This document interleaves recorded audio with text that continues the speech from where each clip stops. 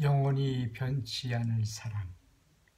연중 제27주일에는 마르코 복음서 10장 2절부터 16절을 읽고 묵상하고 나누고자 합니다. 오늘 복음서에서 예수님께서는 이혼에 관하여 묻는 바리사이파 사람들에게 하느님께서 맺어주신 것을 사람이 갈라놓아서는 안 된다고 말씀하셨고, 9절 사람들이 데리고 어린아이에게 축복해 달라 하자 제자들은 어린아이를 데리고 온 사람을 꾸짖습니다. 예수님께서 그런 제자들의 태도에 언짢아 하셨고 어린아이들을 끌어안으시고 손을 얹어 축복해 주십니다. 바리사이파 사람들이 예수님께 묻는 말 속에는 어떤 함정이나 올가미가 들어있습니다. 오늘 복음서에서는 예수님을 시험하려고 남편이 아내를 버려도 됩니까? 하고 묻습니다. 2절 시험이 아니라면 이렇게 물었어야 했습니다. 부부가 사랑해서 만나 결혼하고 살다가 서로 헤어지는 것이 옳습니까? 물론 남녀가 사랑을 해서 꼭 결혼하는 것은 아닙니다.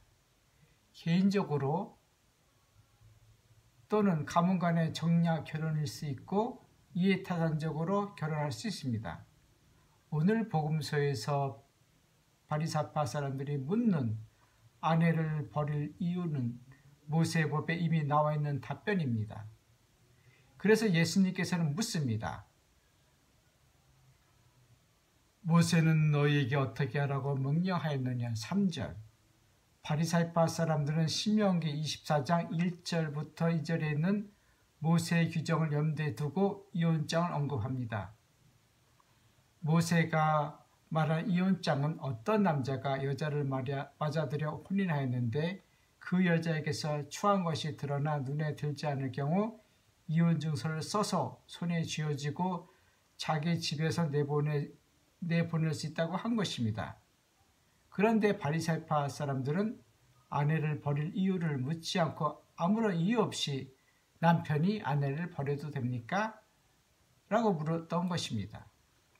마르코는 창세기에 나온 이 이야기를 예수님께서 말씀하신 거로 기록했지만 바리사이파 사람들은 모세가 신명기에서 언급한 남편의 의문을 외면한 것입니다. 어떤 남자가 신부를 맞이하였을 경우 그를 군대에 보내서도 안 되고 그에게서 어떤 의무를 지어서도 안 된다.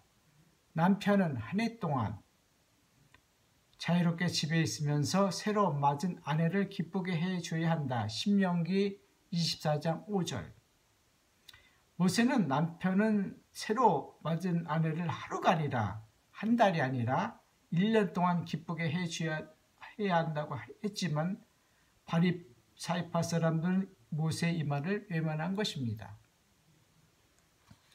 정략 결혼이나 장사 속셈으로 결혼한 것이 아니라면 서로 사랑해서 만났고 결혼까지 했는데 1년 동안 남편은 아내를 기쁘게 해주고 아내는 기쁨에 차 있는데 1년이 지나 살다 보니 남편은 아내의 추악한 것이 드러나 눈에 들지 않아 이혼증서를 써주고 집에서 내보낸다니 기가 막힐 노릇입니다. 과학자들은 남녀가 서로 만나 사랑하면 몸속에서 어떤 화학물질이 나와 서로의 허물들이 아름답게 보인다고 합니다. 우리말로 눈에 콩깍지가 씌어서라는 표현이 있습니다.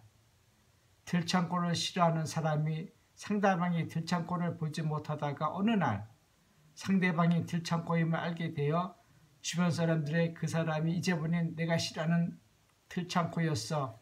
그러면 주변 사람들이 그 사람이 이렇게 말합니다. 우리 모두는 그 사람이 들창고인 것을 처음 보고 알았는데 너만 이제 안 거야? 과학자들은 우리 몸에서 나오는 어느 물질로 상대방의 허물을 좋게 보이는 것이 전혀 이상하지 않다고 합니다. 이 화학물질은 유효기간이 있어 일정 기간이 지나고 시간이 흐르면 더 이상 나오지 않는다고 합니다.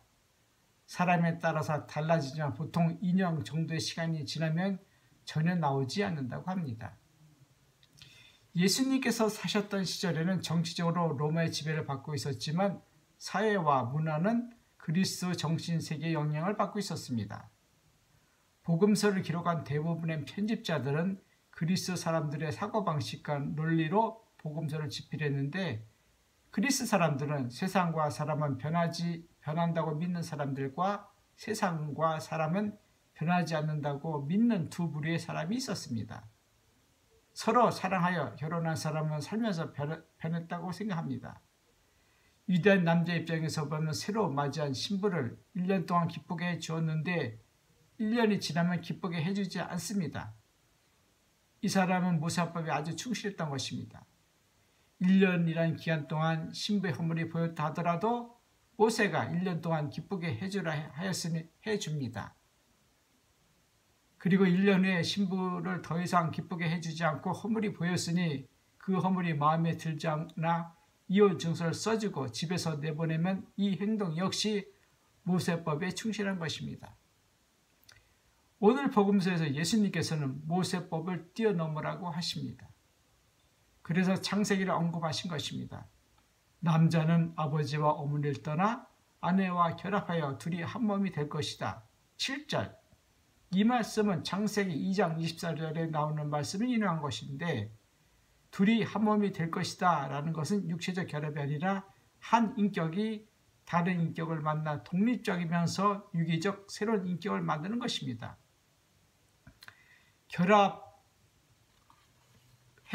결합하다라는 표현은 히브리적 유목민 생활에서 동물의 뼈와 가죽으로 만든 일종의 접착제로 붙이는 의미인데, 접착제로 붙여놓은 것을 강제로 떼어놓으면 두 붙어있던 부분이 손상이 됩니다. 그래서 이를 갈라놓게 되면 두 인격이 손상되는 것을 암시하고 있습니다. 마르코는 결혼과 이혼을 설명하면서 창세기에 없는 말, 그리고 모세도 하지 않는 말을 넣어 다음같이 선언합니다. 하나님께서 맺어주신 것을 사람이 갈라놓아서는 안 된다. 9절. 모세가 결혼과 이혼을 신명기에 명시하기 이전 아브라함도 이삭도 야곱도 많은 여자를 아내로 맞아들였습니다. 그러나 그들은 이혼 증서를 써서 아내를 집 밖으로 내쫓지 않았습니다. 모세가 살던 시절 사람들의 마음이 완고해지고 이혼을 방법없이 하니 그런 법을 만든 것입니다. 오늘 복음서를 통하여 나누고 싶은 것은 사람이 서로 만나 사랑하고 결혼한 것은 일륜지 대사이니 가볍게 만나거나 가볍게 인연을 맺지 않았으면 합니다.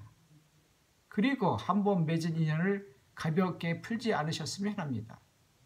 오늘 복음서를 10절 2절에서 시작해서 12절로 끝나는 곳도 있고 16절까지 연장한 부분이 있는데, 결혼과 이혼 끝에 어린아이를 등장시킨 것은 신의 한 수라 할 수 있습니다. 복음서에서 어린아이를 등장시킨 것은 이것 말고도 다른 장면이 있는데, 오늘 복음서에 등장한 어린아이는 마테오 복음서와 루카 복음서가 말한 어린아이는 걸어다닌 10살 미만일 수도 있지만 마르코 복음서에서 걷지 못하는 어린아이 수가 있습니다. 부부가 살다 보면 상대방이 정말 어린아이처럼 굴 수 있습니다. 그렇게 또 보입니다. 그럴 때 10살 미만이던 포대기에 쌓인 ING가 중요한 것이 아니라 그런 어린아이를 대하는 사람이 어른이 될 것인지 아니면 같은 어린이가 되어 투정 부리고 심통 부리고 서로 아웅다웅 거릴지는 그분들의 선택이라 봅니다. 오늘 복음서에서 예수님께서는 사람들이 데리고 온 어린애를 끌어안으시고 손을 얹어 축복해 주십니다.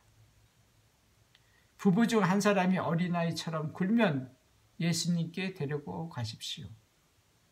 그러면 예수님께서는 그런 사람을 끌어안으시고 손을 얹어 축복해 주십니다. 나는 못하는 일을 예수님께서는 해 주십니다. 부부 싸움 중 한 사람이라도 그 사람을 예수님께 데리고 갔으면 합니다.